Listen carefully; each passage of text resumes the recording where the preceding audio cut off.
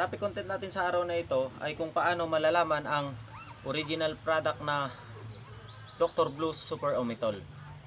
Madali lang mga kasabong, i-demo ko po sa inyo kung paano alamin ang original at fake. Meron po tayo, nakabili po tayo ng fake.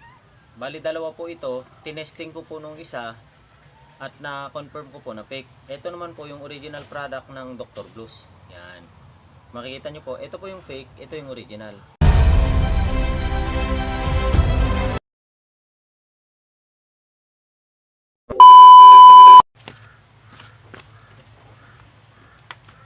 Isang mapagpalang araw po sa ating lahat mga kasabong. Bago ko po simulan ng topic content sa araw na ito, gusto ko po munang magpasalamat sa lahat ng patuloy na sumusuporta sa munting channel ni Simpleng Sabongero. Sa mga kaibigan nating mga vlogger, sa mga silent viewer, especially mga kasabong sa mga subscriber. Maraming salamat po sa patuloy na suporta sa munting channel ni Simpleng Sabongero. Mga kasabong, ang topic content natin sa araw na ito ay kung paano malalaman ang original product na Dr. Blues Super Omitol. Madali lang mga kasabong, i-demo ko po sa inyo kung paano alamin ang original at fake. Meron po tayo, nakabili po tayo ng fake. Bali dalawa po ito, tinesting ko po nung isa at na-confirm ko po na fake. Ito naman po yung original product ng Dr. Blues. Yan. Makikita nyo po, ito po yung fake, ito yung original. Mga kasabong, ginawa ko po yung content na ito kasi laganap po ang mga nagbebenta ng fake. Sayang naman mga kasabong kasi binili natin ng tamang presyo tapos yung dosage na makukuha natin sa gamot is iba. Hindi natin alam kung ano po yung dosage na makukuha natin dito sa fake na to at sa original. Yan. Malaki po ang pagkakaiba nila mga kasabong. O so paano mga kasabong, i-demo na po natin yung fake at original. Mga kasabong, kukuha po tayo ng isang piraso ng original dito. Yan, ito po yung original product. Yan.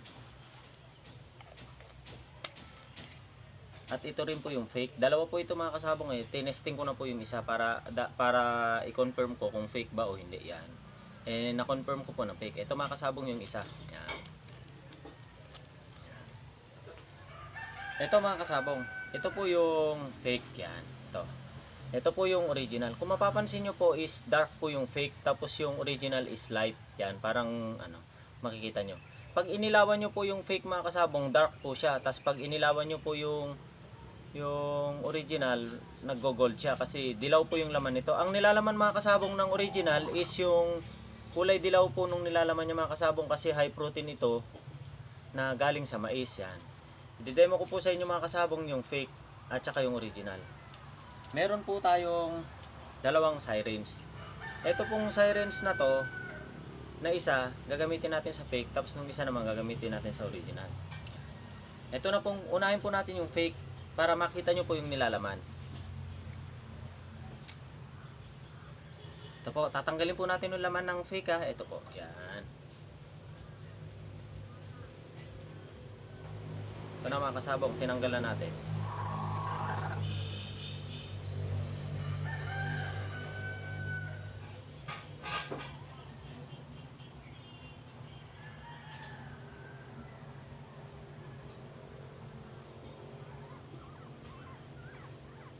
Yan mga kasabong.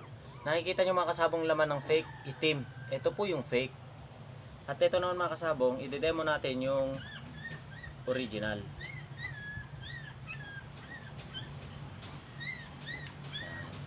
Ito naman po yung original mga kasabong. Malalaman po natin nung nilalaman ng original. Pag dilaw po, original po yung nilalaman nito.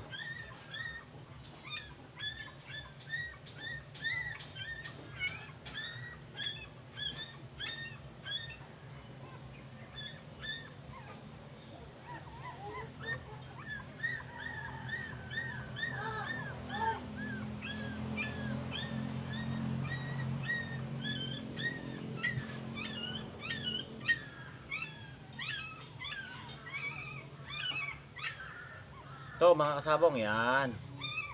Ito po yung nilalaman ng original, dilaw kung makikita nyo. Tapos ito po yung fake, yan.